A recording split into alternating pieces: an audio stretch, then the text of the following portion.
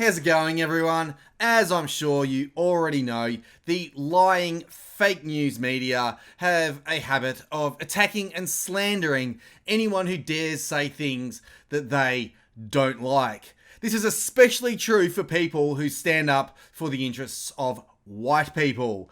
The reason for that is the globalist mainstream media are virulently anti-white. So what we're going to do today is look at a vile hit piece by the far left Sydney Morning Herald against the leader of Lad Society, Tom Sewell. Before we continue, for some amazing karma, please check out Subscribestar, where for as little as $5 a month you can support my work and help save Western civilization. Threats from white extremist group that tried to recruit Tarrant. So straight off the bat, they are painting the picture of Tom Sewell being the bad guy. They're trying to claim that he made threats. We'll see later in the article that's not actually the case, but they are pushing an anti-white narrative, so they're going to have to say that. They want to make an inflammatory comment right at the start so that they can get people to click on the article, and obviously they are trying to push an agenda. Also, they use the term white extremist, or whatever that is. I don't know what a white extremist is, but they use the term extremist because in the past they've used the term extremist to describe Islamic terrorists. The idea here is to paint nationalists standing up for white people, so white advocates, as somehow the same as Islamic terrorists. It's an insidious propaganda technique. They never actually define what a white extremist is, but in reality, it's just another anti-white racial slur like racist and white supremacist and all those words that they've used over the last few decades. The leader of an Australian white nationalist group has made veiled threats of violence while also claiming he tried to unsuccessfully recruit the alleged Christchurch gunman Brenton Tarrant in 2017. Lad Society President Tom Sewell said he approached Tarrant as a member of an online community asking him to join a project to help create a parallel society of only white people. Okay, not actually seeing what the problem is here. Brenton Tarrant wasn't a mass murderer at the time. Tom had absolutely no way of knowing what Tarrant was going to do. And again, they claim that Tom's made veiled threats of violence. However, as we are about to see, it is completely untrue. Interesting here, he's got a picture from the interview that I did with him down at Lads a few months ago. It is on the website. It's on my channel. You can go and look to the Sit Down Discussions and Blogs playlist. I might link it in the description if I can be bothered, but it's actually a good interview. Check it out. So here we get to the part where apparently Tom Sewell made veiled threats. Mr. Sewell said his group did not condone violence at this stage, but that if you make the peaceful alternative impossible, you leave only the other option. So this is what they're claiming is a threat. He's essentially paraphrasing John F. Kennedy, who said, "Those who make peaceful revolution impossible make violent revolution inevitable." Anyone who understands history and human nature knows that that is a completely correct statement. And as Tom said, he doesn't condone violence. He doesn't want to resort to violence. He literally says that in this interview, but they don't report it as such. However, I do have a question for the left and for the idiot that wrote this article and tried to claim that Tom was making threats. If someone has a legitimate grievance, as the Australian nationalist community do because of what the government has done in terms of opening the borders, shutting down free speech, etc. But if you make peaceful change impossible, if you make it impossible to resolve issues through peaceful means, please let me know what other alternative is there. I'd like to know. Comment below. Send me an email. I'd be happy to sit down and discuss it as long as it's on camera and recorded and everyone can see it so you don't take anything out of context. But please let me know what other options are there. If you have no peaceful alternative, which is what every sane person wants, then what other option do you have? Experts say the comments represent an escalation in rhetoric from the far right after the mosque attacks that left 50 people dead. Deakin University terrorism researcher Greg Button said, "They are threatening to take violent action unless unreasonable conditions are met. That's very, very worrying." Only that isn't the case. Nobody has threatened to take violent action, and nobody has made unreasonable requests or asked for anything unreasonable. Do you know what Tom has asked for? To be left alone. He's asked to not be oppressed by the state. He's asked for people to say, don't worry, you can go and build your community if you want to, as is his right. Please explain to me how what Tom has asked for is in any way unreasonable. What's very, very worrying is the fact that the mainstream media continue to push an anti-liberty agenda and demand that anyone that they don't like be silenced, censored, oppressed, and potentially thrown in jail. I would imagine there are plenty of leftists who have asked for Tom to be thrown in jail, or at least monitored by the authorities for simply paraphrasing John F. Kennedy. Go and have a look at the Facebook post where this was actually shared. It is disgusting. It's very, very worrying indeed. Mr. Sewell told the Herald people in his scene had known of Tarrant online for at least 3 years, although they never met. Melbourne-based Mr. Sewell said Tarrant had multiple Facebook accounts and he approached him online to ask about possible Lads Society membership. Sewell said, quote, "The specific correspondence I had with him was that he didn't want to be a member," end quote. Tarrant was about to go to New Zealand, but Mr. Sewell also said he inferred from Tarrant's comments at the time, not just the subsequent attack, that he, quote, "didn't believe there was a peaceful solution to European people being genocided," end quote. That should tell you exactly how disgustingly dishonest this article actually is, and how horribly dishonest the lying fake news media actually are. What we just read there very clearly was that Brenton Tarrant did not join Lad Society because, get this, Lad Society advocates for peaceful change. Think about that for a second. Why was the headline not Lad Society, a peaceful alternative to violent revolution? Why was the headline not join Lad Society if you want to change Australia in a peaceful way? Because that would have been accurate based on what Tom Sewell just said here. Tom Sewell is the leader of a community organisation. He saw Tarrant was worried about white people being genocided in our own countries, which is a fact. It's actually happening. So he tried to recruit Brenton Tarrant before knowing what he was going to do. Here's something that you should think about. Had Brenton Tarrant joined Lad Society, he almost certainly would not have committed his attack. Yet, it is not reported that way, despite it being almost certainly the truth. But the piece de resistance of the article comes here. The far right use the inflammatory term genocide to describe their obsession with the idea that non-white immigration will lead to white people becoming a minority in Western nations. Only the thing is, non-white immigration, if it's left unchecked, will lead to white people becoming a minority in Western nations. In the 60s, Europe, Canada, America, Australia, New Zealand, these places, everywhere in the West, were overwhelmingly white. They were white supermajorities, like 90 to 95, even higher percent white. But because of non-white immigration, while whites are having less kids than these foreigners, whites are on a trajectory to become a minority in our own countries. This is deliberate, and it is a genocide. It is forcing whites to become a minority in our own countries.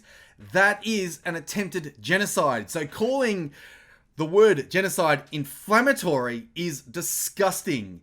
Why is calling it for what it is inflammatory, but not the act itself? That just makes no sense. And if you don't think it's a genocide, well, let's just have a look at the UN definition of genocide.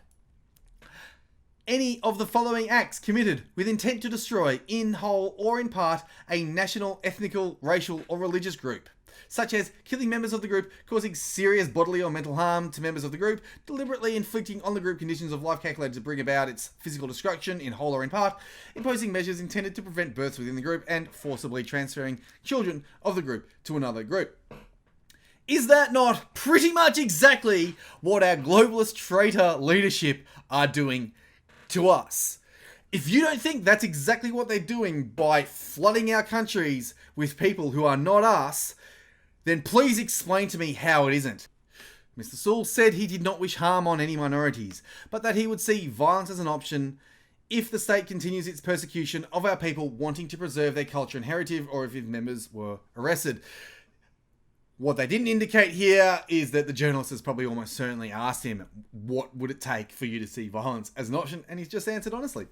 The difference between my organisation and him, Tarrant, is simply that we believe, certainly at this stage, that there is a peaceful solution for us to create the society we want to live in.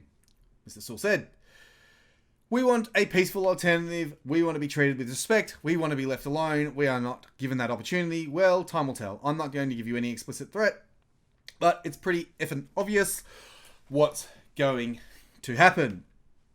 I'll again ask the question. If you make it impossible, not that it's impossible now, I definitely think that it's possible to have a peaceful solution to this, and I want a peaceful solution. I advocate for peace. I do not want any kind of violence. I hate violence. It's disgusting. I don't want it. I don't advocate for it. And I really want to avoid it. But if you make that option completely impossible, if you continue to oppress people, if you silence people, you remove freedom of speech, you remove freedom of association, you ban people from even speaking about these problems, and you call it an inflammatory term to label what's happening to us a genocide, what other option is there? Please tell me. Let's say I was under attack, like someone was attacking me, and I've put my dukes up and I've said, if you come anywhere near me, I'm going to defend myself. Don't come near me, I'm going to defend myself. Is that a threat? Please tell me, is that a threat? No, that's not a threat. It could only possibly be considered even maybe a threat. It's not really, but maybe you could consider it if you are the aggressor. So by them calling this a threat, Sydney Morning Herald are essentially admitting that they are the aggressor in any future conflict. Prove me wrong. Seriously, prove me wrong. So because they have to pretend that they're doing journalism and not far-left activism, which is what they actually do, they've got a number of statements from a few people that they consider experts, which is just not the case. ANU researcher Jacinta Carroll said that this was a possible shift from extremism towards support for illegal actions. It was a possible shift. Well, I say might possibly one day count as an argument, but probably not. And notice the word extremism there. That's a clear attempt by this establishment shill to compare Tom Sewell, who was advocating for peaceful separation, essentially, to Islamic terrorism. This is what the establishment are trying to do now. What they really want is to make opinions that Tom Sewell is expressing here illegal. And they left in this quote, which is interesting. She said, quote, "The language used in this interview suggests a simplistic black and white view of the world based around what this group would seek in an ideal future." It's interesting because, first of all, she hasn't argued against what he said. She's basically attacked it. She said, oh, it's simplistic. It's just black and white. Essentially trying to call it childish, but she hasn't actually managed to argue against it. I mean, is it wrong? Is he incorrect in how he's going about things and what he actually wants? Is it bad for him to want that? And if so, please explain to me why it's bad. And also, calling it simplistic. So what? Any moron can make something more complicated than it needs to be. It takes intelligence to make something simple and easy to understand. So this idiot ANU researcher, Jacinta Carroll, just has nothing to add. I don't know why they put it in there. Actually, no, I do know why. She's helping push their narrative. They get a quote from the head of ASIO, Duncan Lewis, but what they failed to report is that Tom Sewell actually sat down with ASIO, and ASIO told him that they wanted him to continue building his peaceful community because, as this article clearly shows Tom Sewell advocates for peaceful change, and Brenton Tarrant didn't join them because Let's Society advocates for peaceful change. It's just how stupid these guys are. Honestly, they're a joke, an absolute joke. Professor of Law at University of New South Wales, Luke McNamara, that's a far-left university, by the way, said, quote, Australian laws in the vilification space are capable of dealing with the most blunt, explicit forms of racist expression. Racist. They are not especially adapted to dealing with nuance or subtlety. What he's trying to seed here is acceptance of more laws to clamp down on freedom of speech. Like I said before, that's the reason they use the term extremism. What they want to do is make expressing opinions illegal. The left are desperate to do that because they cannot win the argument. The only way they can keep power, which is what they are addicted to, is by shutting down dissent through the violence of the state. Isn't it funny that they accuse Tom of making threats when this is a veiled threat to use state violence to shut down political opinion? And they get a quote from the New South Wales Police and Peter Dutton, but they don't really have much more to add with this regard. And ironically, the day after the Sydney Morning Herald print that disgusting hit piece on Tom Sewell, we get this. Facebook bans Milo Yiannopoulos, Louis Farrakhan, and Alex Jones for hate speech. Facebook has designated several extremism there, figures as dangerous, including Nation of Islam leader Louis Farrakhan, InfoWars host Alex Jones, political commentator Milo Yiannopoulos, and conspiracy theorist Laura Loomer, and permanently ban them. This is why you just need to delete Facebook. They're a joke. They claim to be a platform for everyone, but clearly they are not a platform for essentially half the population who disagrees with the left-wing view. Or it's probably more than half now, because this far-left idiocy is only really supported by a very loud and very small minority. I mean, they ban Louis Farrakhan because they want to pretend that it's not political, but that's an absolute joke here. Conspiracy theorist Laura Loomis, she's actually a journalist, and obviously they're going to ban Milo Yiannopoulos, and I mean, Alex Jones was banned a long time ago. I think Paul Joseph Watson got banned as well from Instagram. He made a video about it, but it just shows you where the establishment are going. They can't win the argument. That is why they need to censor people. Prove me wrong. If you're a member of the parasite class, aka the establishment, prove that statement wrong. If you can win the argument, why are you not calling for open and honest debate? Let me guess. Oh, it's hate, hate, hate. No, that's just an indication that you can't win the argument and you're just not honest enough to admit it.